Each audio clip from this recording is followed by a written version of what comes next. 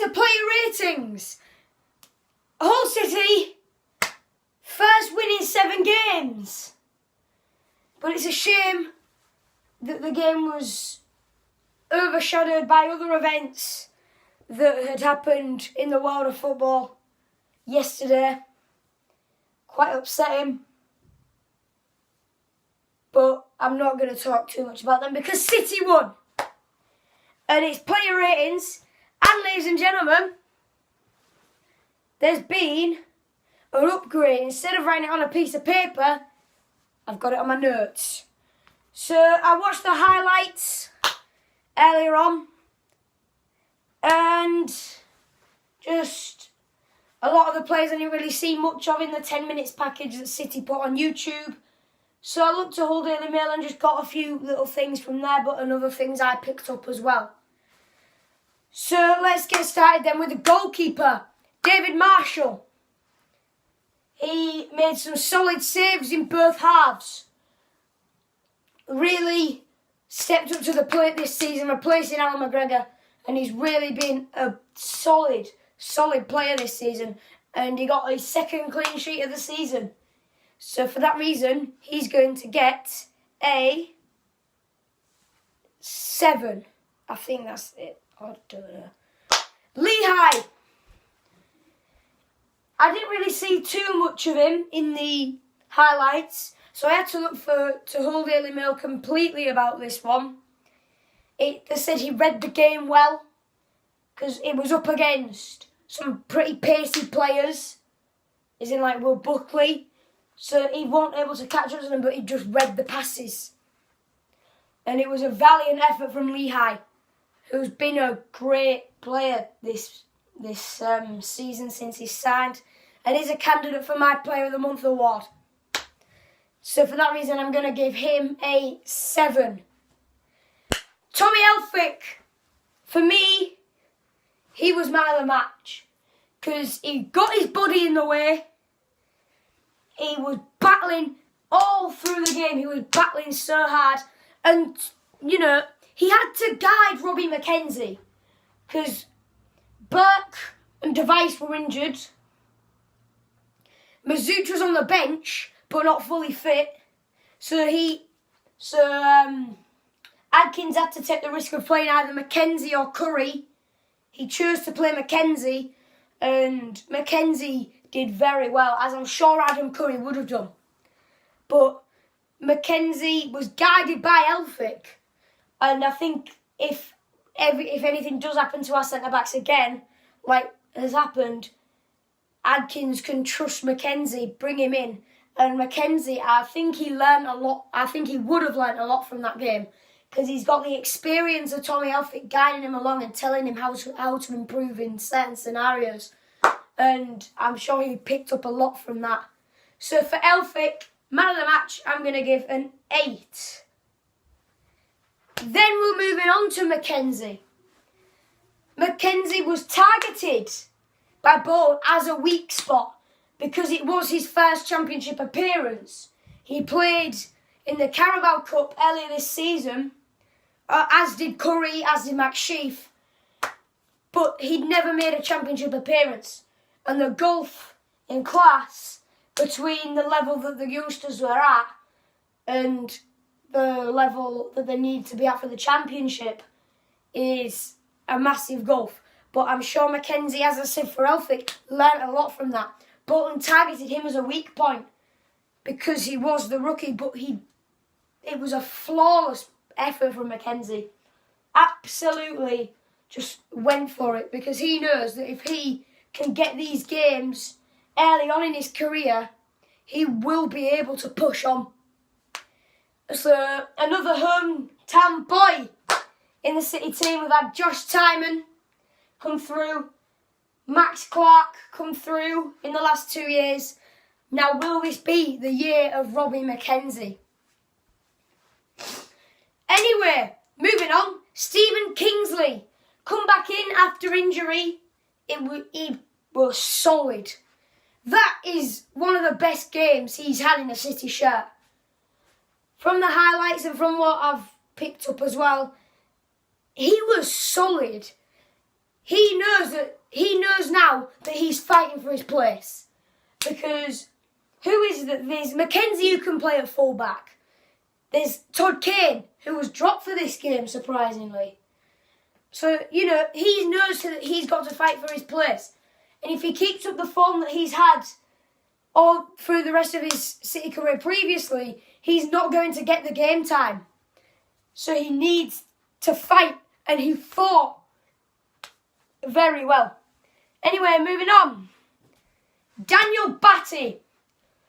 He just swept up everything. He was as some people described it, the midfield anchor in Hull City's midfield. Breaking up the play, playing some key passes, pushing on, and when he needed to, sitting back.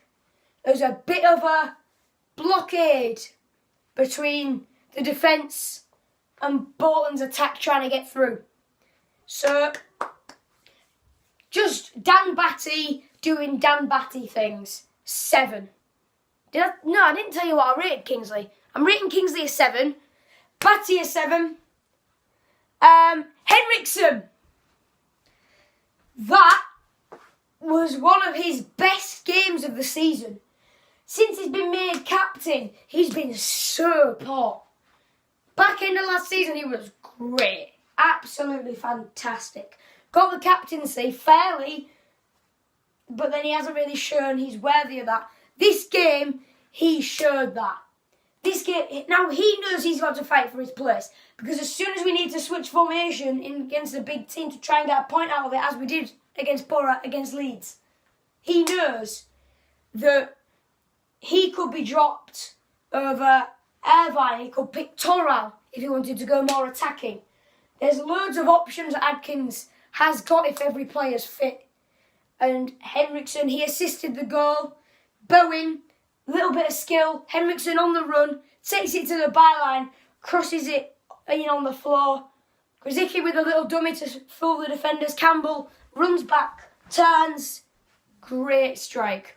So Henriksen, I'm going to give a 7 as well. He was willing to battle, which is something we've not really seen from Henriksen.